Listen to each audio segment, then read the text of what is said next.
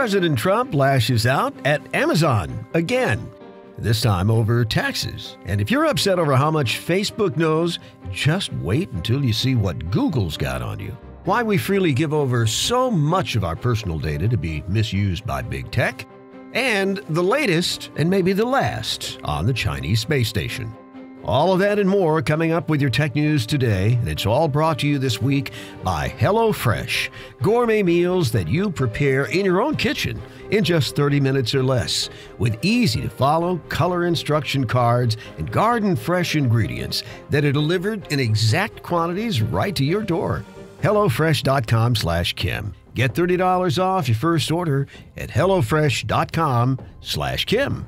Well, President Trump again took aim at Amazon, this time blasting it for the harm it's doing to Main Street and the U.S. Post Office. Now, this is an old line with President Trump. He's been blasting big tech and especially Amazon since being back on the campaign trail.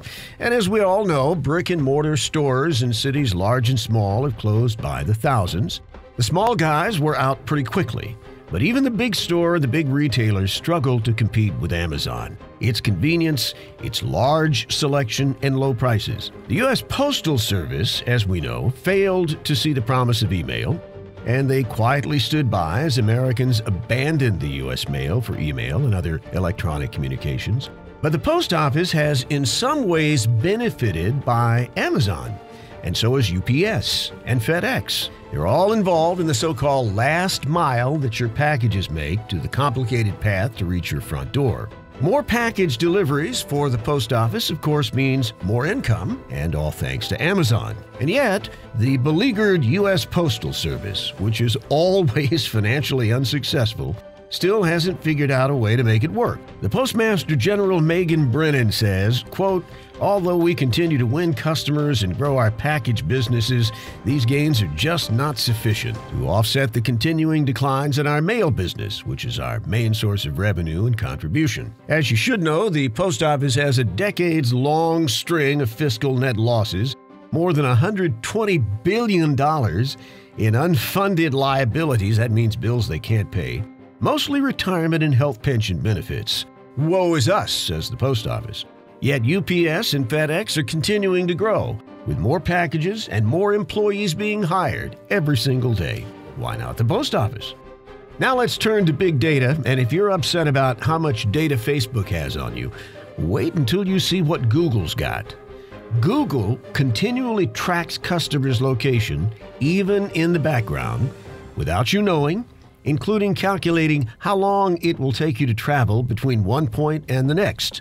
They track your hobbies, your interests, your potential weight, your probable income, and all of the data that you give it through the apps you use. And of course, they record all these files, even the ones that you delete. And that's just for starters. Google users are being tracked by default in terms of physically where they're going and where they are and where they've been. And that's shocking to a lot of people. There's a big difference, though. Google says it doesn't sell this information, and it has not, therefore, experienced the same kind of data scrutiny failure as Facebook.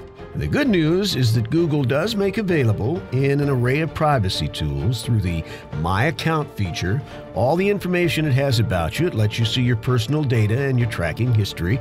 And it also allows customers to turn off tracking mechanisms and delete individual pieces of data that they want zapped. People's personal lives aren't up for sale over at Google. But all of this requires digging through several screens, and it's not always clear where you got to go to get what you want to do. There's no big off button to minimize your footprint on Google. But once you figure out a way around in Google, here's some of the things you can see. There's a complete roadmap showing everywhere you've been, and the date and the time since you started using Google on your phone. There's an entire online search and activity record across all your Google devices, all your advertising profiles, all the ads you've ever clicked on, all the apps you use, and, of course, your entire YouTube history. Again, the good news, you can download all this information as one big file. That doesn't mean Google's going to erase it. At least you can see what they've got. And then there's the question of how big tech gets all of the data it gets. And the answer is pretty simple. The answer is we freely hand it over to them. The question is why? Well, it comes down to this. All of those free apps seem like so much fun. They're so friendly, and they're so colorful. And of course, they're free, except for all the data you have to give them. There's games and productive stuff and more games and instant messaging. It's enough to keep you up and busy all day and all night. It's downright addictive.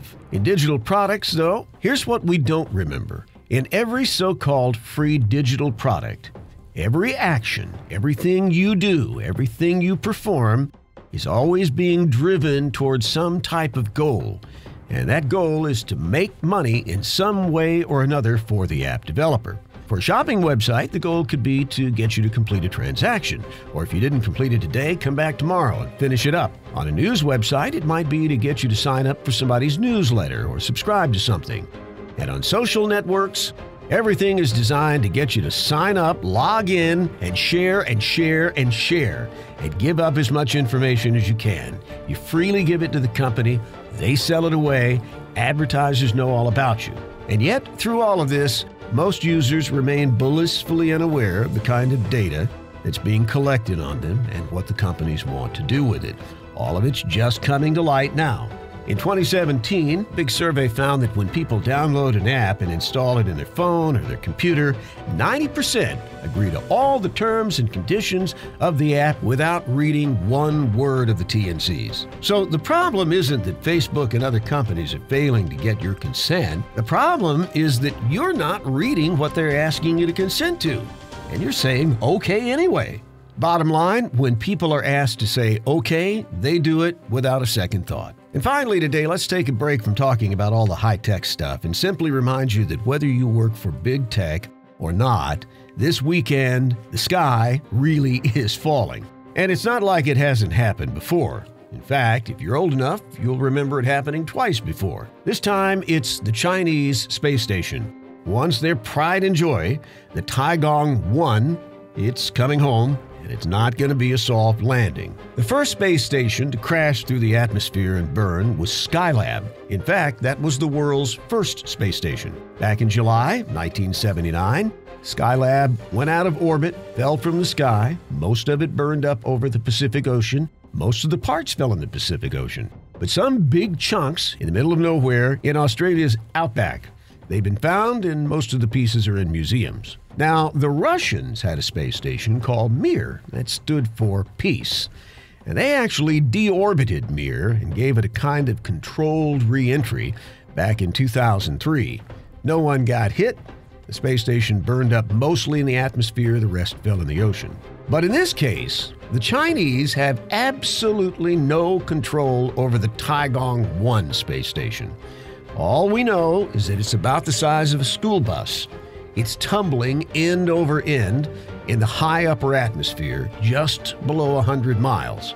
And we know that it's losing right now about 2 to 4 miles a day in altitude. It will begin entering the thick part of the Earth's atmosphere on Easter Sunday morning, and then it's not going to be long. Atmospheric drag is going to begin heating up the space station and ripping it to pieces. The breakup is going to be fiery. Parts of it, some weighing hundreds of pounds, are going to get through the Earth's atmosphere, and they're going to hit the Earth. And what are your chances of being hit by some of this Chinese space junk? Well, to put it in perspective, the chances of your winning the Powerball are 1 in 292 million. Your chance of being struck by lightning at any given second is about 1 in 700,000. Your chance of being hit by some of this space junk is about 1 in 10,000. And that doesn't sound like very much, but remember, people get hit by lightning all the time, and somebody, usually in Arkansas in a mobile home, wins the Powerball. I don't know about you, but I'm staying inside until this thing is over. And that's your tech news for today, brought to you this week by HelloFresh. Great gourmet meals that you prepare in your own kitchen in just 30 minutes or less. It's fun to cook. It's fun to cook with family and friends, with garden-fresh ingredients delivered straight to your door and easy to follow step-by-step full-color recipes. HelloFresh.com/Kim. Get $30 off your first order. HelloFresh.com/Kim.